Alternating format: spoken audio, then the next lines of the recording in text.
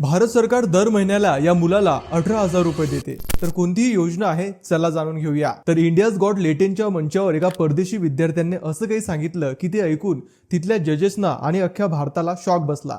त्याने सांगितलं की भारत सरकार दर महिन्याला त्याला फुकट पैसा देते. तर ज्या योजनेअंतर्गत या मुलाला पैसे मिळतात त्या योजनेचं नाव स्टडी इन इंडिया आणि ICCR स्कॉलरशिप असं आहे. या योजनेअंतर्गत देशभरातील विद्यार्थी IIT, NIT आणि यासारख्या मोठ्या युनिव्हर्सिटीमध्ये प्रवेश घेतात. आता प्रवेश घेतल्यावर त्यांना भारत सरकार इथे राहण्याचा खर्च, हॉटेलचा खर्च, मेडिकल इन्शुरन्स यासोबतच राहण्यासाठी आणि खर्चासाठी पैसे सुद्धा देते. पण सरकार असं का करतं असा प्रश्न तुमच्या मनात असेल. कारण भारताला जगात ग्लोबल एज्युकेशन हब बनवायचं आहे. इतर देशांसोबत मैत्रीपूर्ण संबंध ठेवण्यासाठी आणि भारताची संस्कृती जगभरात पसरवण्यासाठी भारत सरकार ही योजना चालवत असते. आणि याच योजनेअंतर्गत यांसारख्या अनेक विदेशी मुलांना भारत सरकार स्वतःच्या खर्चाने भारतात शिकवतं. तर भारतीय असून सुद्धा तुम्हाला या योजनेबद्दल आधी माहिती होतं की नाही हे कमेंट करून नक्की सांगा. आणि अशाच खऱ्या माहितीसाठी आम्हाला फॉलो करायला विसरू नका.